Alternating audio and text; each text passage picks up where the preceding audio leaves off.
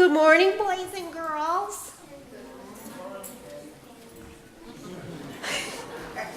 Well, there was a winner to the contest, and it wasn't a kid. It was a grown-up, and she was a visitor. And she heard about my problem, and guess what she did? You can't guess. She gave sheets that have the writing. I have dyslexia, and it shows what my eyes see whenever I see the page. And so when the teacher calls on me to read, it sounds like I'm dumb. Well, you try reading this. You try reading these words and see how you do. And I was so glad she did that because I have a sheet for every one of you. And you can try it. So next time when you're in class and somebody calls on somebody to read and they're not doing a good job, maybe that's why. Thank you, Penny. That's very valuable. I'm going to give that to Mr. Weideman, and he'll make sure that each of you can have a sheet and you can work on that, maybe in class today. But Penny, the other reason why I wanted to talk to you this morning. Yeah, tell him. Well, I think one thing that would help Penny is if she trades her mirror in for a window. She doesn't really have a mirror, but a mirror means that she's always thinking about myself. Yes, that's right.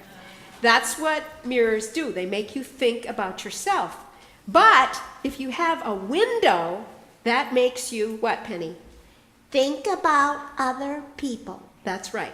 So I gave you an assignment, didn't I? Yes. And what was my assignment?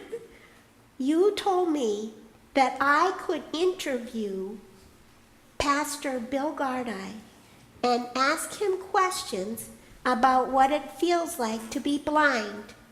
Because I know what it feels like to have my problems, and you told me to try to think of what it would be like to have his. And you know what? What did Pastor Gardei say? Did he say he talked to you? He said he'd be delighted.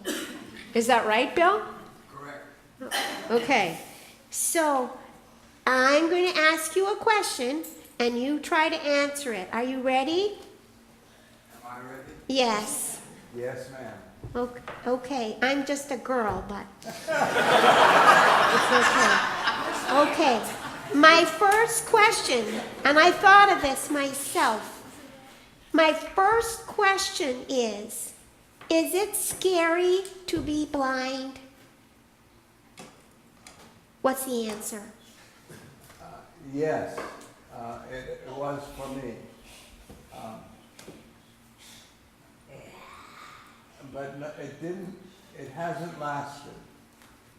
It seems like you become familiar with dimmer light than you're used to. Because you know what? I can remember a long time ago you would have tests and you asked us, and I prayed for you. You said, will you pray for me because I have to go without seeing for 4 hours.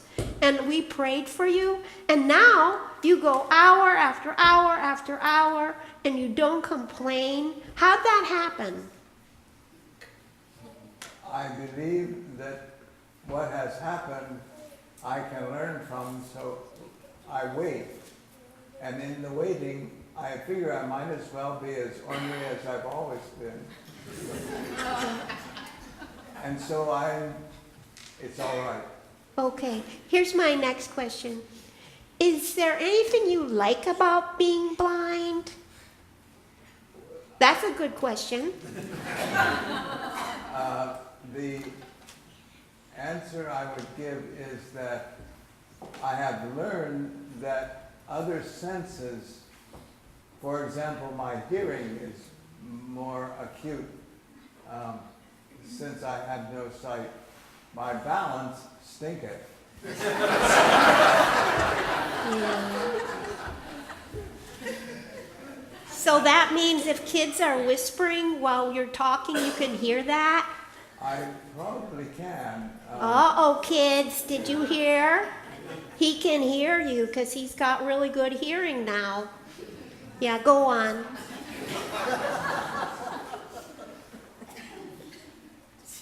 Go on. Well, I don't know what else to say. Oh, I'll say something else. Okay. Okay, this is my last question, okay?